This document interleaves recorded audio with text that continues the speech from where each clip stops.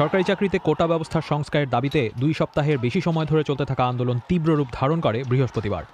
আগের দিন পুলিশ ও আওয়ামী লীগ কর্মীদের সাথে সংঘর্ষে নিহতদের মৃত্যুর প্রতিবাদে আন্দোলনকারীরা এদিন কমপ্লিট শাটডাউন কর্মসূচি দেন।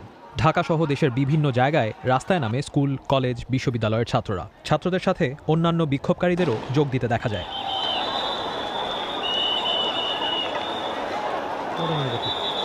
বৃহস্পতিবার সারাদিনই দেশের বিভিন্ন জায়গায় বিক্ষোভকারীদের সাথে পুলিশ ও আওয়ামী লীগ কর্মীদের দফায় দফায় সংঘর্ষ চলে। ঢাকার ভেতরে উত্তরা, রামপুরা, যাত্রাবাড়ি, মোহাম্মদপুর এলাকায় ব্যাপক সংঘর্ষ চলে প্রায় সারাদিনই। সংঘর্ষে শুধুমাত্র উত্তরাতেই অন্তত 8 জন মারা যান। দুপুরে এক পর্যায়ে বিক্ষোভকারীরা বাংলাদেশ টেলিভিশন ভবনের একাংশে আগুন জ্বালিয়ে দেয়। বন্ধ হয়ে যায় বিটিভির সম্প্রচার।